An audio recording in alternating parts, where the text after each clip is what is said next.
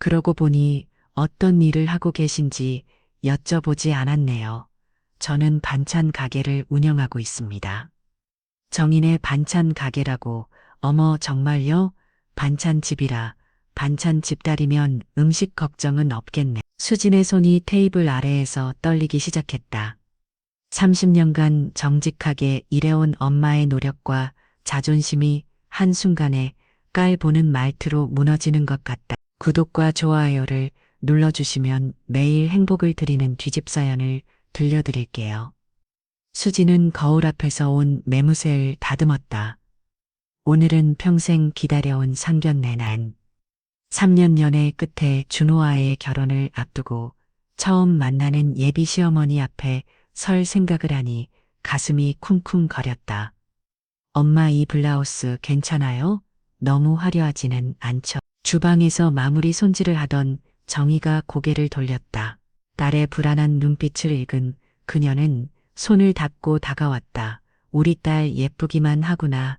걱정 말거라. 내 마음 시가오보다 더 빛날 테니. 정희는 딸의 어깨를 감싸며 말했지만 그녀의 마음 한편에도 불안감이 스며들었다. 대학병원 원장 부인을 만나러 가는 길. 평생 반찬 가게를 운영하며 딸 하나 키워낸 자신이 그런 세계에 어울릴지 자신이 없었다. 엄마, 오늘 우리 반찬 가게의 이야기는 안 꺼내도 될까요? 준호 어머님이 어떤 분인지 잘 몰라서 수진의 말에 정희의 눈빛이 잠시 흔들렸다. 평생 자신의 자부심이었던 정인의 반찬 가기가 딸에게는 부끄러움이 될 수도 있다는 생각에 가슴이 찔렸다. 안 물어보시면 굳이 말하지 않을게. 하지만 수진아 엄마는 우리가 걔가 부끄럽지 않다. 30년 동안 정직하게 일해온 내 손이 부끄럽지 않아. 수진은 엄마의 손을 꼭 잡았다. 거친 손마시마다 삶의 무게가 느껴졌다.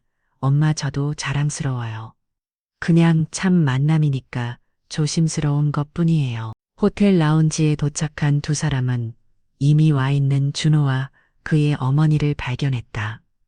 준호의 어머니 윤미자는 50대 중반의 단한 여성이었다. 고급스러운 진주 목걸이와 명품 백, 세련된 투피스가 그녀의 지위를 말없이 드러냈다. 안녕하세요 어머님 김수진입니다.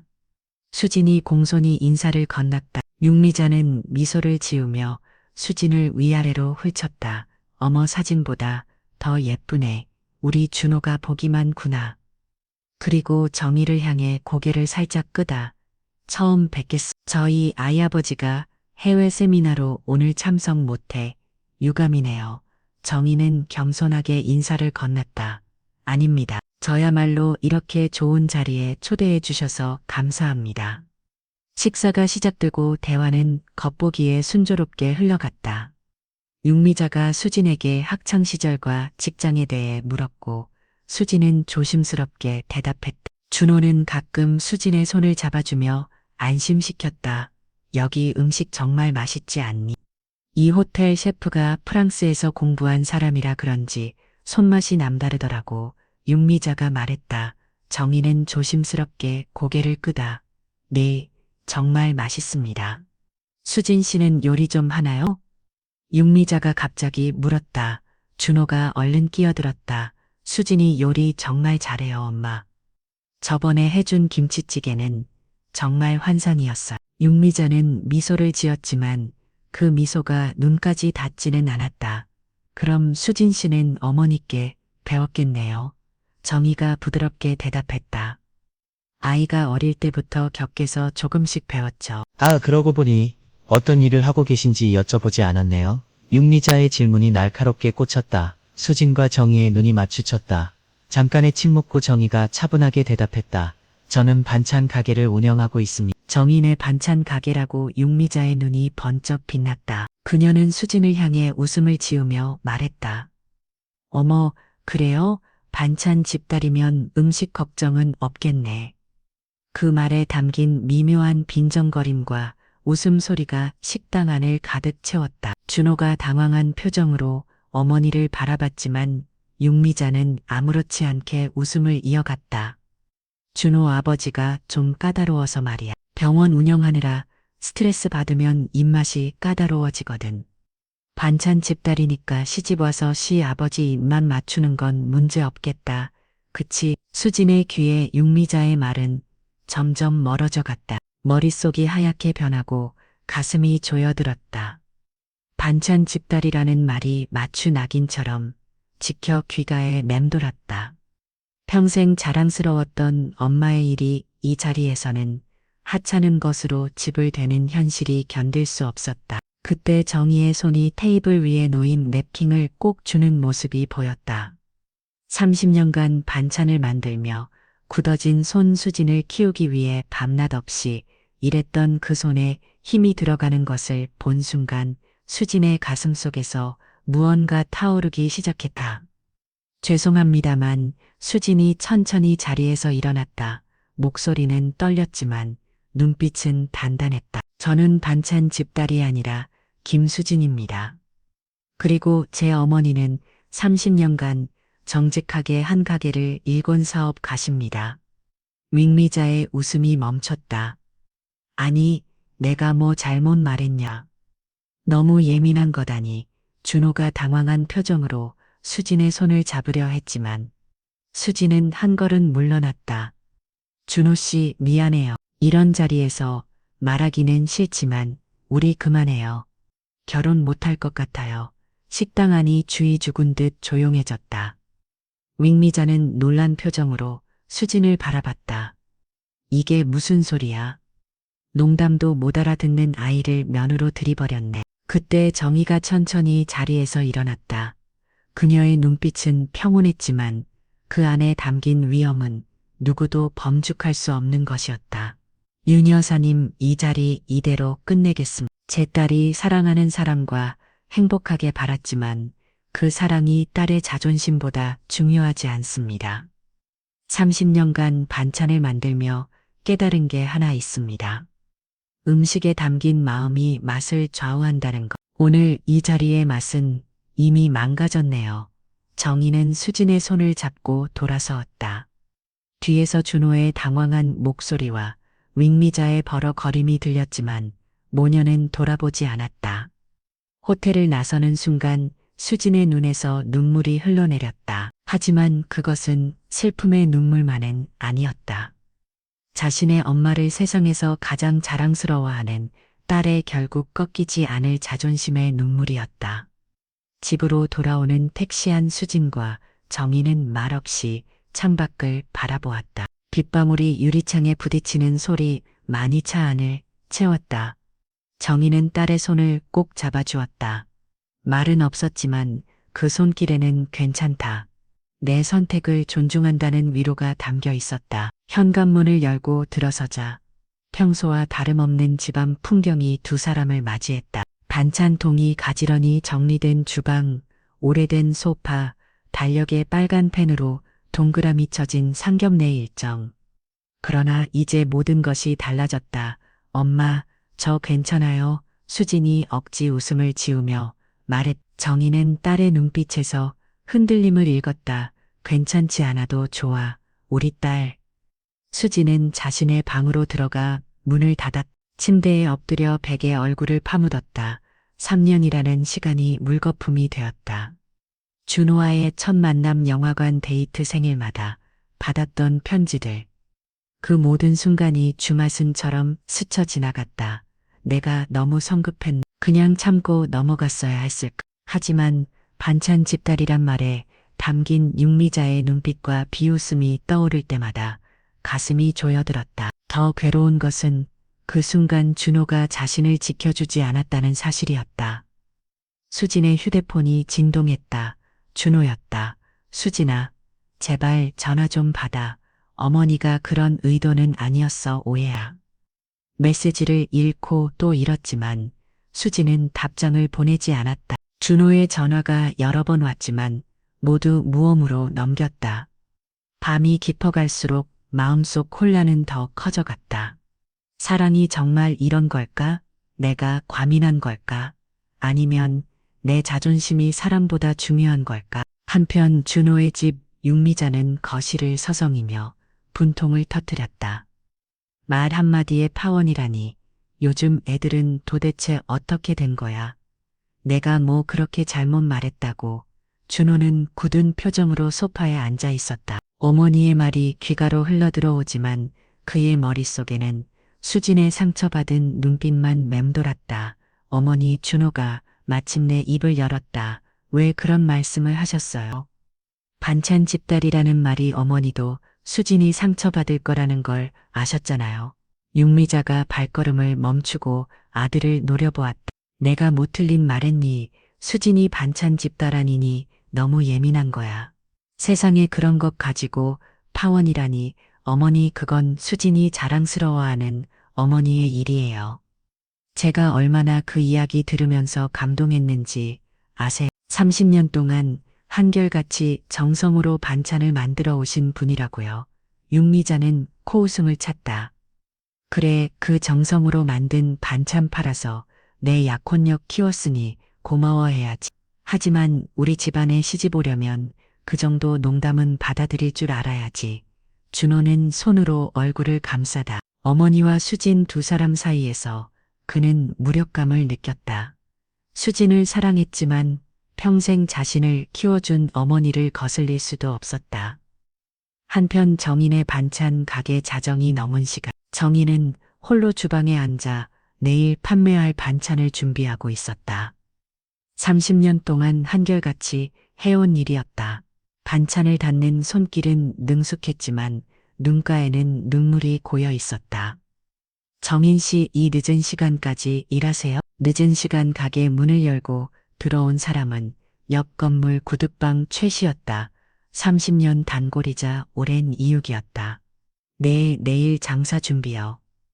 근데 최 씨는 왜 이 시간에 집에 들어가기 싫어서요? 오늘 아들 놈이 또 술 먹고 더 와서. 최 씨가 한숨을 쉬었다.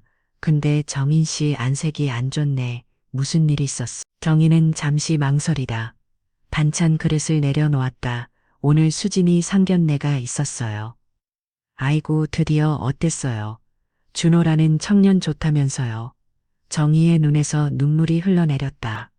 말없이 눈물을 훔치는 정희를 보며 최 씨는 직감적으로 상황을 짐작했다. 무슨 일이 있었던 거죠? 정희 씨? 정희는 떨리는 목소리로 상견례 자리에서 있었던 일을 이야기했다. 반찬 집딸이란 말에 담긴 비웃음, 수진이 느꼈을 상처. 그리고 파혼 선언까지. 수진이가 나 때문에 사랑하는 사람을 포기한 거예요. 정희가 반찬 가게를 하지 않았더라면 최 씨가 단호하게 고개를 저었다. 정희 씨, 그런 말 마세요. 정희 씨 반찬 덕에 이 동네 사람들이 건강하게 살고 있는걸요?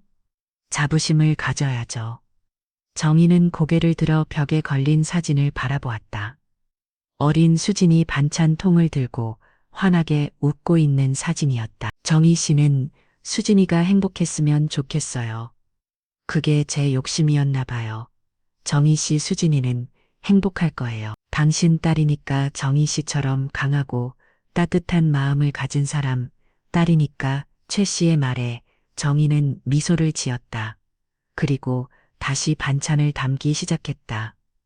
상처는 있었지만 삶은 계속되어야 했다. 30년 동안 그래왔듯이 주방 창문 너머로 동이 트기 시작했다. 새로운 하루가 밝아오고 있었다. 정희는 마음을 다잡았다. 딸을 위해, 그리고 자신을 위해 다시 일어서야 했다. 오늘도 맛있는 반찬 많이 팔아야지. 인천국제공항 오후 2시. 김 원장은 해외 세미나를 마치고 입국장을 빠져나왔다.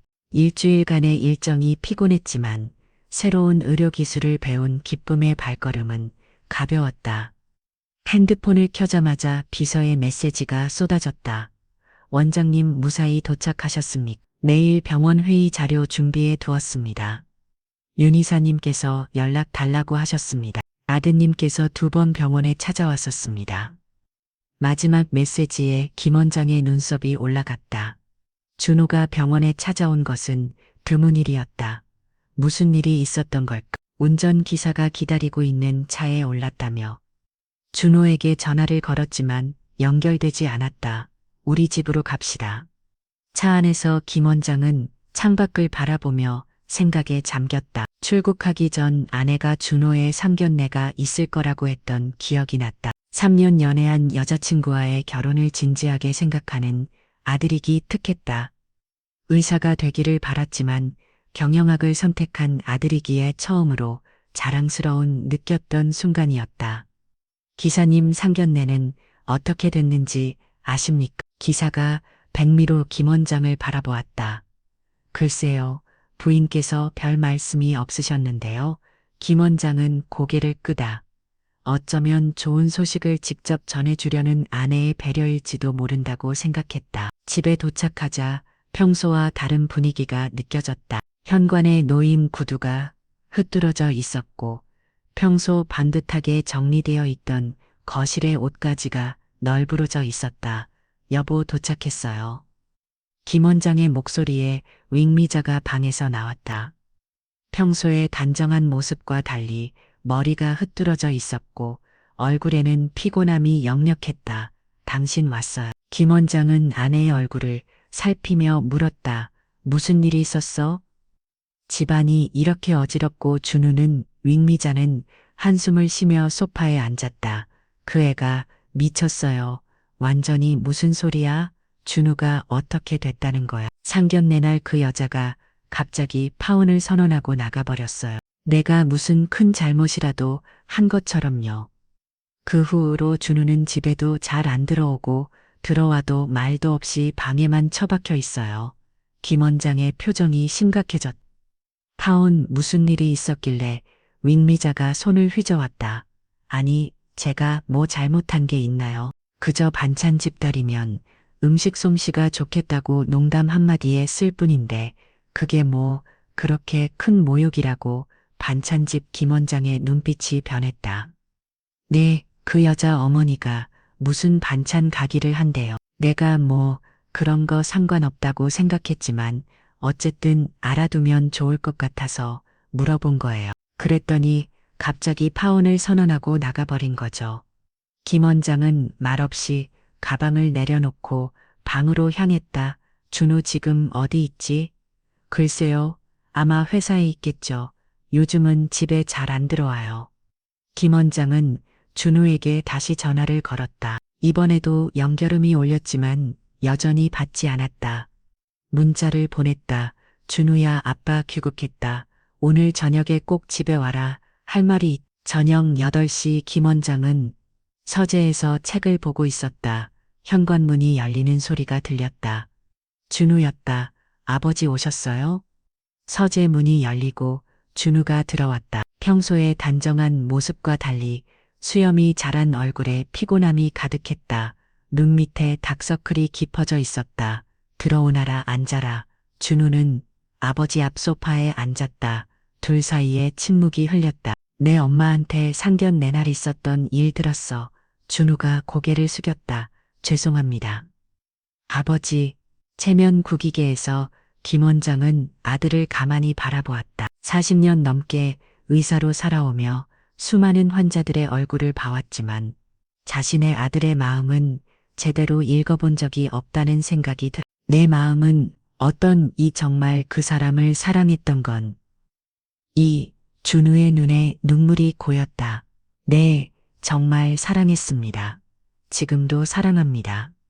하지만 어머니가 상처를 주셨고 수진이가 참을 수 없었던 거예요. 저는 그 자리에서 수진이를 지켜주지 못했어요. 어머니와 수진이 사이에서 아무것도 하지 못했어요. 김 원장은 책상 위에 놓인 액자를 바라보았다. 어린 준우가 환하게 웃고 있는 사진이었다. 내가 어릴 때 병원 일 때문에 집에 잘 들어오지 못했다. 너의 첫 운동회 첫 발표에 다 참석하지 못했지. 그때마다 너의 웃는 얼굴을 보여주는 사진들을 받았지만 그 자리에 있어 주지 못한 건 아빠의 큰 후회.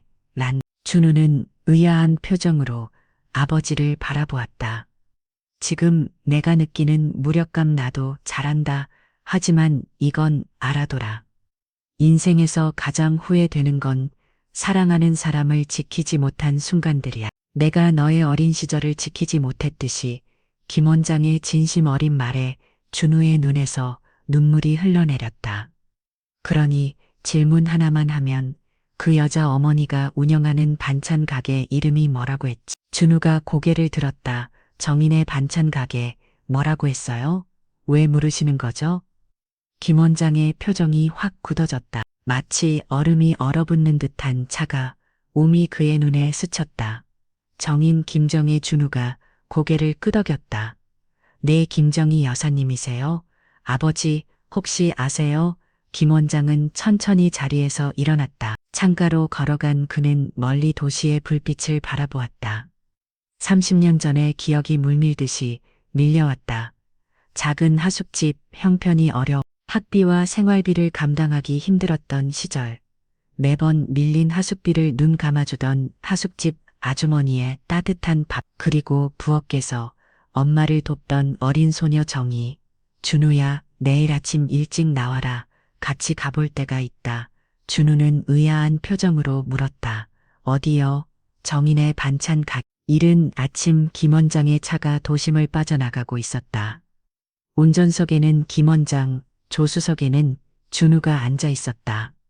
평소라면 기사를 대동했겠지만 오늘만큼은 직접 운전대를 잡았다. 내비게이션에는 정인의 반찬 가게가 입력되어 있었다. 아버지, 갑자기 왜 수진이네 가게 가시는 거예요? 준우가 조심스럽게 물었다. 김 원장은 잠시 침묵했다. 그의 주름진 손이 핸들을 꽉 움켜쥐었다. 68에 나이가 무생하게 그 눈빛은 날카로웠다. 가보면 알게 될 거다. 준우는 더 묻지 않았다. 아버지의 단호한 표정에서 뭔가 특별한 이유가 있음을 직감했다. 창밖으로 스쳐 지나가는 풍경을 바라보며 준우는 수진의 얼굴을 떠올렸다. 마지막으로 본 그날 이후 그녀는 연락을 받지 않았다. 여기서 우회전입니다. 내비게이션 안내에 따라 차는 오래된 시장 골목으로 들어섰다. 이제 목적지 50m 전입니다. 김 원장의 손이 핸들을 더욱 꽉 움켜쥐었다. 마치 40년 전으로 돌아가는 타임머신을 타는 기분이었다. 차를 세우고 내리자 골목 안쪽에 정갈한 간판이 보였다. 정인의 반찬 가게. 세월의 흐름이 무생하게 정직한 이름이었다. 아직 문을 열었을까? 김 원장이 시계를 확인했다. 아침 7시. 가게 앞에 다가서자 안에서 불빛이 새어나왔다. 문을 열고 들어서는 순간 익숙한 향기가 코끝을 스쳤다. 된장찌개 냄새, 고추장이 알싸한 향, 그리고 갓 치은 밥 냄새. 40년 전 하숙집 부엌에서 맡았던 그 향기 그대로였다. 가게 안은 아직 손님을 맞을 준비를 하는 중이었다. 유리 진열장에는 몇 가지 반찬들이 정갈하게 놓여 있었고 주방에서는 누군가 바퀴 움직이는 소리가 들렸다. 손님 죄송합니다. 아직 5분 전인데. 주방에서 나온 여인의 목소리에 김 원장은 천천히 고개를 들었다. 머리카락에 하얀 소리가 내렸지만 그 눈빛만은 50년 전 그대로였다. 정이었다. 이제 60을 훌쩍 넘긴 나이였지만 여전히 단정하고 품위 있는 자태를 유지하고 있었다. 정이, 김 원장의 목소리가 떨렸다. 정희는 처음에는 낯선 손님으로만 여기며 미소를 지었다. 하지만 자신의 이름을 부르는 목소리에 천천히 그 미소가 굳어갔다. 가만히 김 원장의 얼굴을 바라보던 그녀의 눈이 커졌다. 설마 석진 씨. 두 사람 사이에 반세기의 시간이 무너져 내렸다. 뒤에 서 있던 준호는 당황한 표정으로 두 사람을 번갈아 바라보았다. 아버지, 어떻게 하시는? 김 원장은 천천히 정희에게 다가갔다. 오랜만입니다. 정희 씨, 40년, 오랜 시간이 흘렸네요. 정희의 손이 앞치마를 꽉 움켜쥐었다. 어떻게 여기를 어떻게 하셨어요? 준호가 이 아이가 제 아들입니다. 김 원장이 준호를 가리켰다. 그리고 김수진 씨가 정희 씨의 따님이라고 들었습니다. 정희의 눈에 놀라움이 번졌다. 세상에 이런 우연이 아니 필요는 있을까 싶었다. 안 주시겠어요? 차라도 한 잔 대접할게요. 정희가 작은 테이블을 가리켰다. 세 사람이 테이블에 앉아 정희는 잠시 주방으로 들어가 차를 준비해 왔다. 간단한 밑반찬도 몇 가지 내왔다. 매일 아침 만드는 거절이에요. 드셔보세요. 김 원장은 젓가락을 들었다. 한 입 베어 물자마자 눈시울이 붉어졌다. 그 맛은 50년 전 하숙집에서 먹던 그 맛 그대로였다. 아직도 그때 그 맛 그대로군요. 준호는 어리동절한 표정으로 두 사람을 바라보았다. 아버지 도대체 어떻게 된 일인지 김 원장은 젓가락을 내려놓고 깊은 숨을 들이마셨다. 그리고 오래전 세월 속으로 거슬러 올라가는 이야기를 시작했다. 1972년 의대생 김석진은 간단한 지방 출신 학생이었다. 부모님은 일찍 돌아가시고 친척들이 모아준 학비로 겨우 학교를 다니고 있었다. 하지만 그 맛에도 3학년에 올라가며 바닥이 났다. 하숙비를 3개월째 못 냈어요. 정말 죄송합니다. 숨을 새서 석진이 고개를 숙였다. 하숙집 주인 이씨 아주머니는 한숨을 쉬었다. 학교는 어떻게 다니고 있어? 장학금 받았어요. 하지만 생활비가 알았어. 일단 먹고는 살아야지. 밥이라도 든든히 먹어. 그날부터 하숙비는 받지 않고 대신 식사를 더 챙겨주셨다. 아침이면 도시락까지 싸주시던 그 따뜻한 손길. 밤 늦게 공부하고 들어오면 부엌에 남겨둔 간식. 그리고 가끔 대학에서 돌아와 어머니를 돕던 며느리딸 정희. 정희는 당시 간호학교에 다니고 있었다. 책임감 강하고 부지런한 소녀였다. 가끔 석진의 의대 교과서를 빌려보곤 했다. 언젠가 저도 병원에서 일하고 싶어요. 오빠 정희가 말했던 그날, 석진은 처음으로 그녀의 눈빛에 담긴 꿈을 보았다. 그 하숙집 아주머니가 정희 씨의 어머니셨습니다. 김 원장의 눈에 눈물이 고였다. 저는 그 은혜로 의사가 될 수 있었습니다. 졸업하고 바로 하숙비를 갚으러 갔지만 이미 그 집은 다른 사람이 살고 있었고 그 후로 연락이 끊겼습니다. 정희의 눈에서도 눈물이 흘러내렸다. 어머니는 20년 전에 돌아가셨어요. 돌아가시기 전까지도 가끔 석진 오빠의 이야기를 하셨어요. 그 애는 꼭 훌륭한 의사가 됐을 거야. 라고요.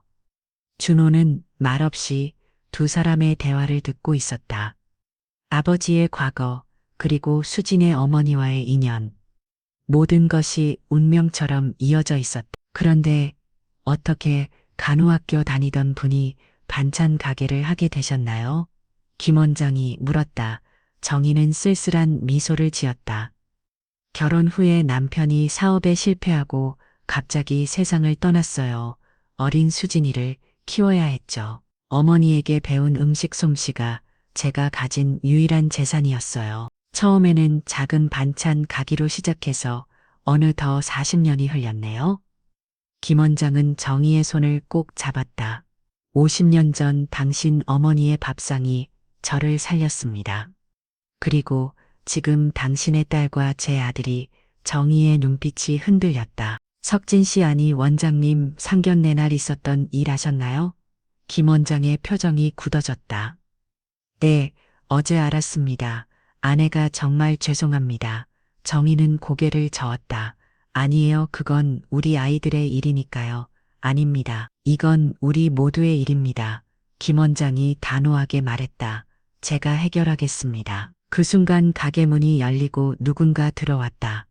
모두가 고개를 돌렸을 때 그곳에는 수진이 서 있었다. 엄마 일찍 나와서 수진의 말이 중간에 끊겼다.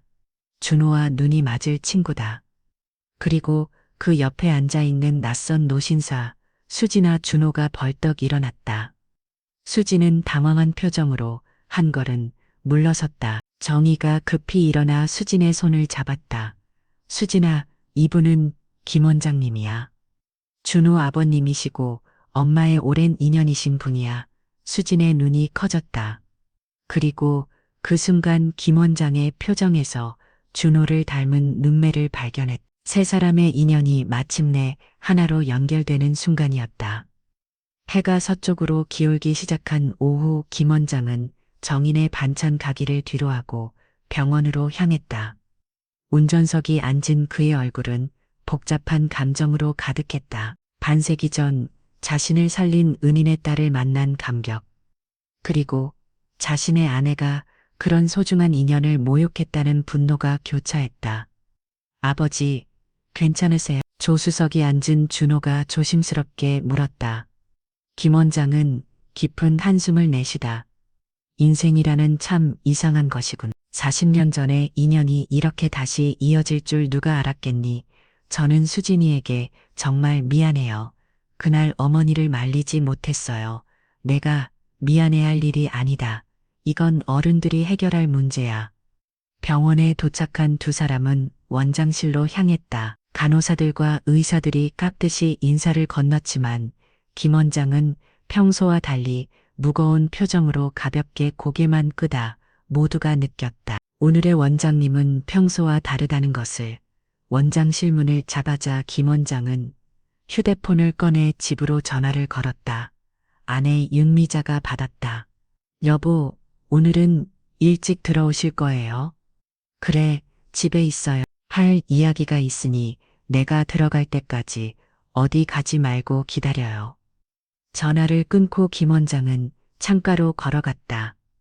병원 창문에서 내려다 보이는 도시의 풍경이 40년 전과는 너무나 달라져 있었다. 그때는 이 자리에 작은 동네 의인이 있었고 자신은 가드 의사면허를 받은 초보 의사였다. 아버지, 정말 어머니에게 말씀하실 건가요? 준호가 물었다. 김 원장은 천천히 고개를 끄다. 당연하지. 이건 그냥 넘어갈 수 없는 일이야. 하지만 어머니는 내 어머니와 30년 넘게 살아왔다. 그녀의 성격도 자존심도 잘 알고 있지. 하지만 옳고 그름의 문제는 분명히 짚고 넘어가야 한다. 준호는 아버지의 단호한 표정을 보며 더 이상 말을 잇지 못했다. 평소에 온화하고 부드러운 아버지가 아니었다. 마치 수술대 앞에 선 외과 의사처럼 날카롭고 결연한 의지가 느껴졌다. 아들아, 넌 수진 씨를 정말 사랑하니? 김 원장이 갑자기 물었다. 준호의 눈에 눈물이 고였다. 네, 정말 사랑합니다. 지금도 사랑합니다. 그럼 왜 그 자리에서 그녀를 지켜주지 못했지? 내가 내 나이였다면 김 원장은 말을 멈추고 창밖을 바라보았다. 저는 무력했어요. 어머니의 말에 놀라서 제대로 대응하지 못했어요. 김 원장은 아들의 어깨를 잡았다. 사랑한다면 지켜야 하는 법이야. 내가 하지 못했다면 이제 내가 그 일을 하마. 병원 일을 마무리하고 저녁 무렵 김 원장의 차가 그들의 호화로운 주택 앞에 멈췄었다. 현관문을 열고 들어서자 윤미자가 거실에서 다가왔다. 평소와 달리 남편의 얼굴에 드리운 그림자의 그녀도 무언가 심상치 않음을 직감했다. 오셨어요? 무슨 일이 있나요? 아까 하실 말씀이 있다고. 김 원장은 조용히 외투를 벗고 거실 소파에 앉았다. 오늘 아침 정인의 반찬 가게 다녀왔어. 윤미자의 표정이 굳어졌다. 정인의 반찬 가게요? 왜 갑자기 당신이 반찬 집딸이라며 비우셨던 그 집 말입니다. 김 원장의 목소리에 차가운 분노가 서려 있었다. 윤미자는 당황한 기색이 역력했다. 여보, 그게 뭐가 중요한데요? 나는 그저 40년 전 내가 의대생이었을 때 김 원장이 윤미자의 말을 자르며 말을 이었다. 가난한 학생이었던 나는 하숙비도 제대로 내지 못했어. 장학금으로 겨우 학비를 내고 있었지만 먹고 자는 것까지는 감당할 수 없었어요. 윤미자는 혼란스러운 표정으로 남편을 바라보았다. 그게 지금 이 일과 무슨 상관인데요? 김 원장은 서랍에서 낡은 사진차를 꺼냈다. 흑백 사진 한 장을 꺼내 아내에게 내밀었다. 젊은 시절의 김 원장과 몇몇 학생들이 소박한 집 앞에서 찍은 사진이었다. 이 집이 내가 하숙하던 집이요. 주인 아주머니는 이씨 아주머니라고 하숙비를 내지 못하는 나에게 오히려 도시락까지 싸주시던 분이었어. 그리고 이 사진 속 여학생이 보이나 윤미자는 사진을 자세히 들여다보았다. 뒤편에 수줍게 서 있는 젊은 여학생이 있었다. 이분이 바로 김정희 씨요. 당신이 반찬 집딸이라고 비우셨던 수진 씨의 어머니이자 나를 살린 은인의 딸이요. 윤미자의 얼굴이 창백해졌다. 그게 무슨 말이에요? 그 하숙집이 없었다면 나는 의대를 졸업하지 못했을 거예요. 그 밥상이 없었다면 오늘의 나도 이 병원도 이 집도 없었을 거예요. 그리고 당신은 그런 은인의 딸을 모욕했어. 육미자는 소파에 털썩 주저앉았다. 그녀의 머릿속에 상견례 날을 기억이 선명하게 떠올랐다. 반찬 집딸이면 음식 걱정은 없겠네라고 웃으며 말했던 그 순간, 당신은 그저 가벼운 농담이라고 생각했지만 지금 생각하면 그 말에 담긴 비웃음과 우월감이 선명하게 느껴졌다. 여보, 나는 그런 사연이 있는 줄 몰랐어요. 어떻게 알았겠어요? 몰랐다고 상처가 덜한 건 아니요. 김 원장이 단호하게 말했다. 준호가 진심으로 사랑하는 여성. 그리고 내 은인의 외손녀를 당신은 한마디로 무너뜨렸어. 육미자의 눈에 눈물이 고였다. 그녀는 이제야 자신의 말이 얼마나 큰 상처를 줬는지 깨닫기 시작했다. 그럼 이제 어떻게 해야죠? 김 원장은 깊은 숨을 내쉬었다. 내일 병원 20주년 기념 행사가 있어. 당신도 참석하겠지? 육미자는 고개를 끄다. 병원장 부인으로서 당연히 참석해야 하는 자리였다. 그리고 김 원장의 눈빛이 단단해졌다. 내일 저녁 정희 씨와 수진 씨를 우리 집으로 초대했어. 당신이 직접 사과할 기회를 마련한 거예요. 육미자의 입이 벌어졌다. 우리 집에요? 하지만 이건 협상이 아니요. 김 원장의 목소리는 작아졌지만 더욱 단어였다. 내가 지금까지 당신에게 큰 요구를 한 적이 있어? 병원 일 때문에 가정에 소홀했던 나를 당신이 이해해 주길 바랐듯. 이번엔 내가 당신에게 부탁하는 거에. 육미자는 남편의 눈에서 처음 보는 결연함을 발견했다. 30년 넘게 살아오면서 그가 이렇게 단호한 모습을 보인 적은 없었다. 내일 기념 행사에서 내가 특별한 순서를 준비했어. 당신도 그 자리에 꼭 함께해 주길 바라오. 김 원장은 더 이상의 말 없이 서재로 들어갔다. 거실에 홀로 남은 육미자는 손에 든 흑백 사진을 내려다보았다. 수줍게 웃고 있는 젊은 정희의 모습이 그녀의 마음을 무겁게 짓눌렀다. 그날 밤 김 원장은 서재에서 밤늦게까지 불을 켜놓고 무언가를 준비했다. 그의 마음 속에는 오랫동안 잊고 있었던 감사의 마음과 오랜 세월이 지나 다시 만난 인연에 대한 책임감이 가득했다. 이제 그는 40년 전에 빚을 갚을 때가 왔다고 느꼈다. 병원 대강당은 20주년 기념 행사를 위해 화려하게 꾸며져 있었다. 푸른 현수막 위에 환자의 마음을 치유하는 20년이라는 문구가 새겨져 있고 강당 로비에는 김 원장이 젊은 시절부터 병원을 일궈온 사진들이 전시되어 있었다. 오후 3시 내빈석에는 지역 유지들과 주요 병원 관계자들이 자리를 채우기 시작했다. 김 원장은 행사 시작한 시간부터 무대 뒤에서 마지막 준비를 점검하고 있었다. 병원 기획팀 박 과장이 다급히 다가왔다. 원장님 특별 감사패 시상 준비가 모두 완료됐습니다. 영상팀에서는 원장님께서 주신 사진들을 모두 편집해뒀고요. 고맙소. 오늘 모든 게 완벽해야 하니 마지막까지 확인 부탁하고 박 과장이 고개를 끄덕이며 물었다. 그런데 원장님 정말 아무에게도 말씀 안 하셨다고요? 부인 분께도요? 김 원장은 깊은 숨을 내쉬었다. 그대로는 사람을 깨우치는데 충격이 필요한 법이지. 오늘의 행사가 그런 역할을 했으면 하고 로비에서는 육미자가 병원장 부인으로서 내빈들을 맞이하고 있었다. 평소와 달리 그녀의 표정은 경직되어 있었고 눈가에는 피곤함이 역력했다. 어젯밤 남편의 말이 그녀의 마음을 뒤흔들어 놓았다. 준호가 행사장에 도착했을 때 그의 뒤로 익숙한 목소리가 들렸다. 준호 씨, 돌아보니 수진이 서 있었다. 그녀는 단정한 원피스 차림으로 어색하게 서 있었다. 수진아, 어떻게 여기에 아버님께서 초대하셨어요? 병원 20주년 행사라고 어머니와 함께 오라고 하셔서. 준호의 얼굴에 미소가 번졌다. 수진을 다시 보게 될 줄은 몰랐던 것이다. 그때 수진의 뒤에서 정희가 나타났다. 수진의 어머니는 검은색 정장을 입고 단정하게 머리를 올려 묶은 차림이었다. 안녕하세요, 준호 씨. 정희가 미소 지으며 인사했다. 안녕하세요, 어머님. 오늘 와주셔서 준호가 두 사람을 안내하려는 찰나 윤미자가 그들을 발견했다. 그녀의 얼굴이 순간 굳어졌다가 억지로 미소를 지으며 다가왔다. 어서 오세요. 와주셔서 감사합니다.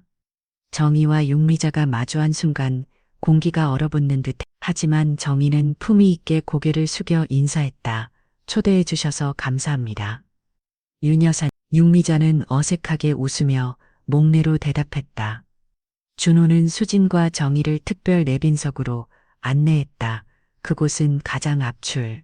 김 원장이 연설할 단상이 잘 보이는 위치였다. 정오가 되자 행사가 시작되었다. 병원 역사 속의 영상, 우수 직원 표창, 그리고 각종 성과 발표가 이어졌다.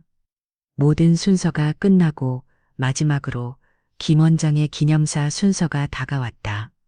김 원장이 단상이 올랐을 때 객석에서는 자연스럽게 박수가 터져나왔다. 40년 가까이 의사로 살아온 그는 지역 사회에서 존경받는 인물이었다. 여러분, 오늘 이 자리에 함께해 주셔서 진심으로 감사드립니다. 김 원장의 목소리는 차분했지만 힘이 있었다. 그는 잠시 객석을 둘러보았다. 매앞줄에 앉은 정희와 수진, 그리고 옆자리에 앉은 윤미자와 준호. 그의 인생에서 가장 중요한 사람들이 모두 한자리에 모인 것이다. 우리 병원이 문을 연 지 20년이 되었어. 하지만 제가 의사로서 첫걸음을 뗀 것은 그보다 훨씬 더 오래전, 거의 40년 전의 일입니다. 김 원장은 잠시 숨을 고르고 계속했다. 오늘 저는 특별한 이야기를 나누고 싶습니다. 제가 의사가 될 수 있었던 진짜 이외에 관한 이야기입니다. 객석에서 작은 술롱임이 일었다. 윤미자의 얼굴에 불안한 기색이 번졌다. 40년 전, 저는 가난한 지방 출신 의대생이었습니다. 부모님은 일찍 돌아가셨고 친척들이 모아준 학비로 겨우 학교를 다니고 있었지만 그마저도 3학년에 올라가며 바닥이 났습니다. 스크린에 흑백 사진 한 장이 떠올랐다. 젊은 김 원장의 모습이었다. 하숙비를 3개월이나 밀리고 끼니를 거릴 때도 많았습니다. 그럴 때마다 한 분이 저를 살려주셨습니다. 김 원장의 목소리가 떨렸다. 스크린에는 작은 하숙집 앞에서 찍은 단체 사진이 나타났다. 이 집의 주인 아주머니는 하숙비를 내지 못하는 저에게 오히려 도시락까지 싸주셨습니다. 공부해서 훌륭한 의사가 되어라 라고 격려해 주셨지요. 객석에서 감동의 탄성이 흘러나왔다. 김 원장은 천천히 고개를 돌려 정희를 바라보았다. 그 아주머니의 딸이 오늘 이 자리에 와 계십니다. 모든 시선이 정희에게 향했다. 정희의 눈에는 놀라움과 감동의 눈물이 고여 있었다. 김정희 여사님, 자리에서 일어나 주시겠습니까? 정희는 떨리는 손으로 수진의 손을 잡고 천천히 자리에서 일어났다. 그녀의 얼굴에는 50년의 세월이 만들어낸 주름이 선명했지만 그 눈빛만은 예전 그대로였다. 여러분, 제가 의사가 될 수 있었던 건 바로 이분의 어머니 덕분입니다. 그리고 이분은 평생 어머니의 따뜻한 마음을 이어받아 30년 넘게 정인의 반찬 가게를 운영하며 많은 이들에게 정성 어린 음식을 나눠주셨습니다. 스크린에는 정인의 반찬 가게의 모습과 정희가 반찬을 만드는 사진이 나타났다. 객석에서는 감동의 박수가 터져나왔다. 오늘 저는 특별 감사패를 준비했습니다. 김정희 여사님께 마이너스 40년 전에 밥상이 오늘의 병원을 만들었습니다. 영원히 감사드립니다. 김 원장이 준비한 감사패를 들고 단상에서 내려와 정희에게 다가갔다. 정희의 눈에서는 눈물이 흘러내렸다. 정희 씨, 40년 전 당신 어머니의 밥상이 없었다면 오늘의 저는 없었을 겁니다. 진심으로 감사드립니다. 정희는 떨리는 손으로 감사패를 받았다. 석진 씨, 아니 원장님 어머니가 살아계셨다면 정말 기뻐하셨을 거예요. 그때 김 원장은 마이크를 다시 들고 말을 이었다. 그리고 한 가지 더 발표할 것이 있습니다. 오늘부터 우리 병원 장학재단의 이름을 정의장학재단으로 바꾸겠습니다. 가난한 학생들이 꿈을 포기하지 않도록 40년 전 저를 살린 그 밥상의 정신을 이어가겠습니다. 객석에서는 기리 박수가 터져나왔다. 윤미자의 얼굴은 창백해졌다. 그녀는 이제야 자신이 모욕했던 반찬집의 진정한 의미를 깨달았다.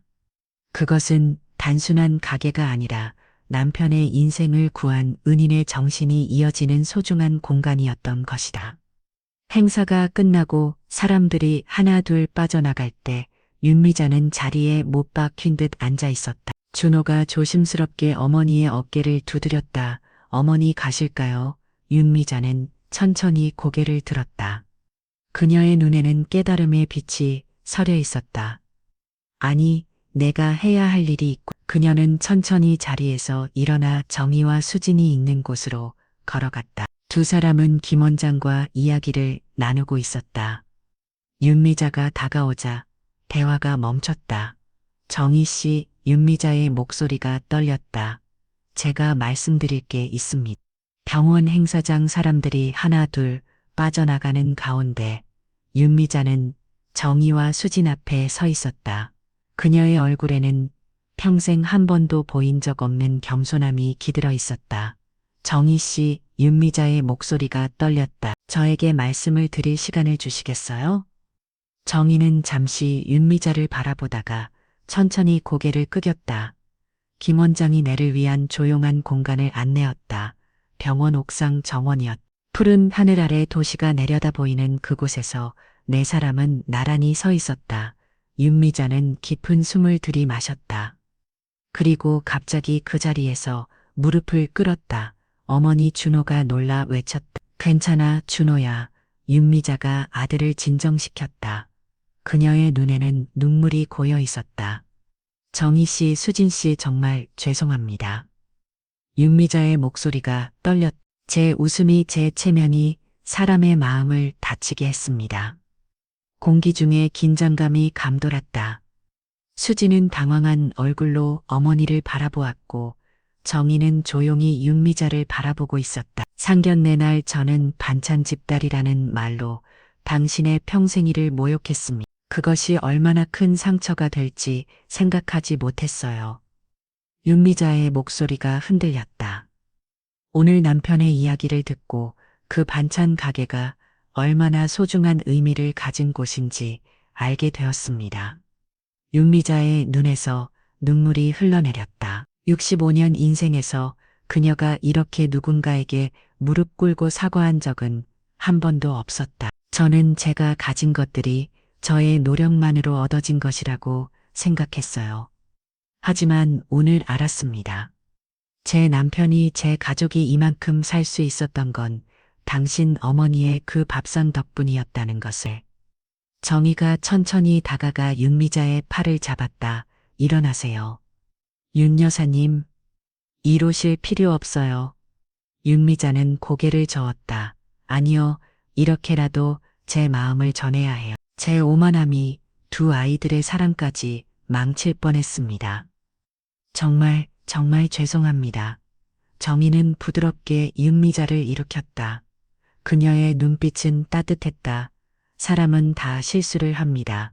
정희의 목소리는 차분했다. 중요한 건 그 다음이에요. 오늘이 그날이었으면 합니다. 윤미자의 눈에서 더 많은 눈물이 흘러내렸다. 정희 씨 감사합니다. 그날 제가 했던 말들 잊어주실 수 있을까요? 정희는 미소 지었다. 제가 30년 반찬 가기를 하면서 배운 게 있어요. 음식은 정성이 담겨야 맛있다는 것, 그리고 사람 사이도 마찬가지예요. 진심이 담긴 사과라면 받아들이지 않을 이유가 없죠. 수지는 그 모습을 지켜보며 눈시울을 붉혔다. 준호가 조심스럽게 그녀의 손을 잡았다. 처음에는 수진이 손을 떼려 했지만 준호의 따뜻한 손길에 결국 그대로 두었다. 수진 씨, 윤미자가 수진에게 다가갔다. 당신도 나를 용서해 줄 수 있을까요? 우리 준호를 다시 생각해 줄 수 있을까요? 수지는 잠시 침묵했다. 그녀의 눈에는 아직 망설임이 있었지만 어머니와 윤미자의 화해를 지켜보는 후 조금씩 마음이 열리고 있었다. 시간이 조금 필요해요. 수진이 조용히 말했다. 윤미자는 고개를 끄다. 물론이에요. 얼마든지 시간을 드릴게요. 다만 기회를 주신다면 제가 정말 다른 모습을 보여드리겠습니다. 김 원장이 앞으로 나서 있다. 오늘 저녁 우리 집에서 함께 식사하는 게 어떨까요? 40년 만에 재회를 축하하는 자리로요. 정희가 미소 지었다. 좋은 생각이네요. 원장님. 그날 저녁 김 원장의 집, 넓은 다이닝룸 때문에 정성스럽게 준비된 음식들이 놓여 있었다. 하지만 이번에는 윤미자가 직접 준비한 것이 아니었다. 정희네 반찬 가게에서 가져온 반찬들이었다. 제가 직접 요리를 하려고 했어요. 윤미자가 수줍게 말했다. 하지만 정희 씨의 음식보다 맛있을 리가 없잖아요. 그래서 정희 씨의 반찬을 주문했어요. 정희는 놀란 표정으로 윤미자를 바라보았다. 정말요? 제 반찬을 주문하셨다고요? 윤미자는 고개를 끄다. 앞으로는 매주 주문할 생각이에요. 지금까지 왜 이런 맛있는 반찬을 몰랐는지 후회될 정도예요. 식사가 시작되고 김 원장은 40년 전 하숙집에서의 추억을 이야기했다. 웃음 소리가 집안을 가득 채웠다. 분위기가 무르익자 윤미자가 조심스럽게 수진에게 물었다. 수진 씨 혹시 준호와 다시 만나볼 생각은 없나요? 수진은 잠시 망설이다가 준호를 바라보았다. 준호의 눈에는 간절함이 가득했다. 글쎄요, 수진이 말했다. 준호 씨가 정말 변했다는 걸 보여준다면 다시 생각해 볼 수도 있겠죠. 준호의 얼굴에 환한 미소가 번졌다. 기회를 주셔서 감사합니다. 수진 씨, 제가 꼭 증명해 보이겠습니다. 식사를 마치고 정희와 수진이 돌아갈 시간이 되자 윤미자는 현관까지 배웅했다. 그녀는 정희의 손을 꼭 잡았다. 정희 씨, 오늘 정말 감사해요. 당신의 넓은 마음이 저를 용서해 주었다는 게 아직도 믿기지 않아요. 정희는 따뜻하게 미소 지었다. 윤 여사님 인생은 짧아요. 미움이나 원망 같은 감정에 시간을 낭비하기엔 우리 나이가 너무 많잖아요. 윤미자의 눈에 다시 눈물이 고였다. 다음 주에 반찬 가게에 직접 찾아갈게요. 이번엔 고객으로서요. 정희가 고개를 끄다 기다리고 있을게요. 특별 서비스로 맛있는 김치 더 챙겨드릴게요. 두 여인이 포옹을 나누는 모습을 보며 김 원장은 준호의 어깨를 두드렸다. 맞지. 진심 어린 사과의 힘이라는 거야. 내 어머니도 이제야 진정한 겸손을 배웠구나. 준호는 고개를 끄다. 아버지, 저도 수진이에게 제대로 사과하고 싶어요. 그날 제가 그녀를 지키지 못했으니까요. 김 원장은 미소 지었다. 그럼 행동으로 보여주려. 말보다 중요한 건 행동이니까. 그날 밤 윤미자는 오랜만에 편안한 마음으로 잠자리에 들었다. 무릎을 꿇고 사과했던 그 순간 그녀의 마음에서 무거운 짐이 내려간 것 같아. 평생 지키려 했던 체면과 자존심이 얼마나 험악한 것이었는지 깨달았다. 여보, 그녀가 남편에게 속삭였다. 오늘 정말 고마워요. 당신이 아니었다면 전 평생 이런 깨달음을 얻지 못했을 거예요. 김 원장은 아내 손을 잡았다. 우리 모두 배울 게 있는 법이요. 나도 40년 동안 갚지 못한 은혜가 있었으니. 그렇게 깊은 밤 두 가정은 각자의 공간에서 휴식을 취했지만 그들의 마음은 이미 하나로 연결되어 있었다. 40년 전 하숙집의 밥상에서 시작된 인연이 이제는 새로운 가족의 연결고리가 될 준비를 하고 있었다. 6개월 후 가을에 다으한 햇살이 내리쬐는 오후 시내 중심과 여성 리더십 포럼이 열리는 호텔 연회장에는 지역 유력 인사들이 모여 있었다. 윤미자는 반정한 정장 차림으로 행사에 참석했다. 20년 넘게 이 모임의 회장으로 활동해온 그녀는 오늘도 연필 때처럼 인사말을 준비하고 있었다. 윤 회장님 오랜만이에요. 그동안 잘 지내셨어요? 옆자리에 앉은 방 여사가 물었다. 윤미자는 미소 지었다. 네 덕분에요. 방 여사님, 지난번 손녀 돌잔치는 잘 치르셨나요? 아이유 말도 마세요. 며느이가 뭐 어떠다고 하는. 아니, 그 집 며느이가 요리를 전공했다면서요? 그런데 돌잔치 음식이 그게 뭐예요? 시대체면도 생각해야지. 윤미자의 표정이 굳어졌다. 예전에 그녀라면 이런 대화에 맞장구 치며 함께 웃었을 것이다. 하지만 지금은 달랐다. 방 여사님 며느리가 얼마나 준비하느라 힘들었을까? 우리가 도와줄 일은 없었을까 생각해 봤어요? 윤미자의 목소리는 부드러웠지만 단호했다. 방 여사가 놀란별 정으로 윤미자를 바라보았다. 아니, 윤 회장님이 갑자기 왜 그러세요? 예전엔 이런 얘기하면 같이 웃고 그랬잖아요. 윤미자는 깊은 숨을 내쉬다. 그게 제가 요즘 많이 배우고 있어요. 남을 웃음거리로 만드는 대화가 얼마나 상처를 줄 수 있는지 말이에요. 연회장 무대에서 사회자가 윤미자를 소개했다. 다음은 우리 모임의 회장이 신윤미자 여사님의 인사말이 있겠습니다. 윤미자가 단상에 올랐다. 그녀는 잠시 객석을 둘러보았다. 수십 년간 이 모임을 이끌어오며 그녀는 이 자리에서 종종 다른 사람들의 이야기를 농담으로 꺼내며 웃음을 자아냈었다. 하지만 오늘은 달랐다. 여러분 안녕하십니까? 오늘은 특별한 이야기를 나누고 싶습니다. 객석이 조용해졌다. 모두가 윤미자의 말에 귀를 기울였다. 제가 최근에 깨달은 것이 있습니다. 우리의 웃음, 특히 누군가를 향한 웃음이 얼마나 날카로운 칼이 될 수 있는지에 대해 사요.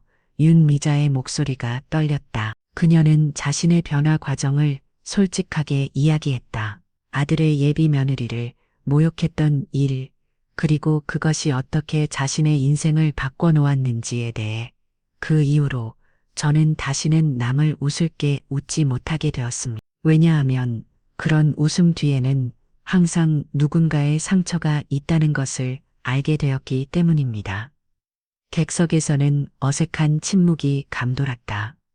평소와 다른 윤미자의 모습에 사람들은 당황한 기색이었다. 연설을 마친 윤미자가 자리로 돌아오자 방 여사가 조심스럽게 말을 걸었다. 윤 회장님, 무슨 일 있으셨어요? 갑자기 그런 이야기를 하시니 윤미자는 미소 지었다. 그러나 그것은 예전에 교만하고 비우는 듯한 미소가 아니었다. 진심 어린 따뜻함이 담긴 미소였다. 아니에요, 방 여사님. 그저 제가 배운 소중한 교훈을 나누고 싶었을 뿐이에요. 그리고 이제 저는 회장직에서 물러나려고 해요. 모임 회원들 사이에서 놀라움의 탄성이 흘러나왔다. 윤미자는 계속해서 말했다. 앞으로는 다른 일에 시간을 쓰고 싶어요. 제 며느리가 될 수준 씨와 함께 소외된 노인들을 위한 반찬 봉사를 시작했거든요. 정희 씨의 가르침을 받아 저도 이제 반찬 만드는 법을 배우고 있어요. 같은 시각 김원장 병원 로비에서는 특별한 행사가 열리고 있었다. 정의장학재단 현판식이었다. 병원 로비 중앙에 설치된 단상 위에는 김 원장과 정의 그리고 첫 장학생으로 선발된 의대생들이 서 있었다. 오늘 정의장학재단의 출범은 단순한 장학 사업의 시작이 아닙니다. 김 원장이 이것은 40년 전 한 여인의 따뜻한 밥상이 만들어낸 기적의 연속입니다. 현판이 드러나자 참석자들의 박수가 터져 나왔다. 정의는 눈시울을 붉히며 그 모습을 바라보았다. 정의장학재단 마이너스 사랑의 밥상 꿈의 날개라는 글귀가 새겨진 현판이었다. 어머니가 살아 계셨다면 정말 좋아하셨을 거예요. 정의가 김 원장에게 속삭였다. 김 원장은 고개를 끄다. 이제라도 조금이나마 그 은혜를 갚을 수 있어 다행입니다. 행사장 뒤편에서는 준호와 수진이 손을 잡고 그 모습을 지켜보고 있었다. 두 사람은 다시 연애를 시작한 지 3개월째였다. 처음에는 조심스러웠지만 준호가 진심 어린 노력을 보여주면서 수진의 마음도 조금씩 열리기 시작했다. 수진아, 저기 봐, 우리 어머니가 온다. 준호가 입구를 가리켰다. 윤미자가 행사장에 들어선 고 있었다. 그녀는 정희에게 다가가 따뜻하게 포옹했다. 6개월 전만 해도 상상할 수 없었던 장면이었다. 정희 씨 축하해요. 정말 의미 있는 일이네요. 윤미자가 진심을 담아 말했다. 정희는 미소 지었다. 고마워요. 윤 여사님. 윤 여사님도 봉사활동은 어떠세요? 적응 잘하고 계신가요? 처음엔 어색했지만 지금은 정말 행복해요. 제가 만든 반찬을 드시고 어르신들이 좋아하시는 모습을 볼 때면 그동안 제가 무엇을 위해 살아나 싶더라고요. 두 여인의 대화를 지켜보던 김 원장이 따뜻한 미소를 지었다. 지난 6개월간 윤미자의 변화는 놀라웠다. 병원장 부인으로서의 체면과 허세를 벗어던 지고 진정한 자신의 모습을 찾아가고 있었다. 행사가 끝나고 다 같이 식사로 가는 길 윤미자가 김 원장에게 말했다. 여보, 오늘 모임에서 회장직을 사임했어요. 김 원장이 놀란 표정으로 아내를 바라보았다. 정말요? 당신이 그렇게 아끼던 자리인데. 윤미자는 미소 지었다. 더 이상 그런 자리가 필요하지 않아요. 이제 저는 진짜 제 모습으로 살고 싶어요. 어머니 정말 대단하세요. 준호가 감동한 표정으로 말했다. 윤미자의 눈에 눈물이 고였다. 준호야, 내가 수진이를 만나지 않았다면, 그리고 내 아버지가 그런 용기 있는 행동을 하지 않았다면, 나는 평생 그렇게 살았을 거야. 남을 깎아내리는 웃음 속에서 진짜 행복을 모른 채 1년 후 정인의 반찬 가게 2층에 마련된 작은 준호와 수진의 결혼식이 소박하게 치러지고 있었다. 화려한 웨딩홀 대신 수진이 자라온 반찬 가게 서하는 결혼식은 두 사람의 특별한 선택이었다. 이 자리에 모인 여러분, 오늘 저희 두 사람의 결혼을 축하해 주셔서 진심으로 감사드립니다. 준호가 마이크를 들고 말했다. 그의 옆에는 웨딩드레스 대신 단한 한복을 입은 수진이 서 있었다. 특별히 이곳 정인의 반찬 가게에서 결혼식을 올리게 된 이유를 말씀드리고 싶습니다. 이곳은 단순한 가게가 아닙니다. 40년 전 제 아버지를 살린 밥상의 정신이 이어지는 곳이자 제가 수진이와의 인연을 다시 이어갈 수 있게 해준 소중한 공간입니다. 객석에서는 김 원장과 정희 그리고 윤미자가 나란히 앉아 두 사람을 바라보고 있었다. 윤미자의 얼굴에는 행복한 미소가 가득했다. 그녀의 눈가에 맺힌 눈물은 더 이상 교만과 후회의 눈물이 아니었다. 진정한 행복과 감사의 눈물이었다. 정희가 윤미자의 손을 살며시 잡았다. 윤 여사님, 우리 정말 좋은 시어머니 장모가 되어봐요. 윤미자는 고개를 끄다. 네, 정희 씨. 우리 두 사람이 겪은 것처럼 아이들은 절대 힘들게 하지 말아요. 두 여인은 서로를 바라보며 따뜻하게 웃었다. 그 웃음 속에는 더 이상 비웃음이나 우월감이 없었다.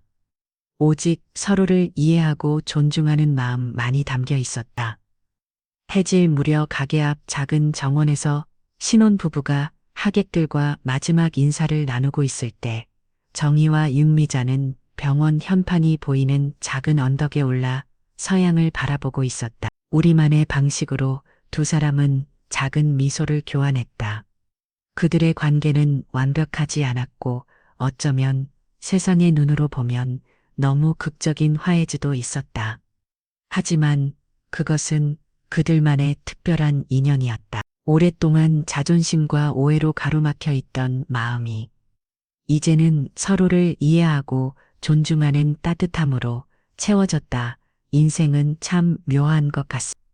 한 번의 모욕적인 말이 파혼으로 이어졌지만 그것이 오히려 더 깊은 인연의 시작이 되었으니까요. 어쩌면 우리 모두의 삶에도 이런 순간들이 있을지 모릅니다. 여러분이라면 어떻게 하셨을까요? 자존심을 꺾고 먼저 사과할 수 있었을까요? 아니면 그냥 예전처럼 살아갔을까요? 누구에게나 정답은 없을 겁니다. 하지만 삶을 살다 보면 때로는 생각지도 못한 일들이 우리를 행복으로 이끌어주기도 합니다. 상처받은 마음이 시간이 지나면 아무리기도 하고 서로 오해던 사람들이 마음을 열고 대화하면 서로를 이해하게 됩니다. 이 이야기를 들으시고 어떤 생각이 드셨나요? 혹시 비슷한 경험이 있으신가요? 댓글로 여러분의 이야기를 들려주세요. 당신의 한마디가 같은 아픔을 겪고 있는 누군가에게 큰 위로가 될 수 있습니다. 그리고 구독과 좋아요는 더 좋은 이야기를 들려드리는데 큰 힘이 됩니다. 다음 이야기에서 또 찾아뵙겠습니다.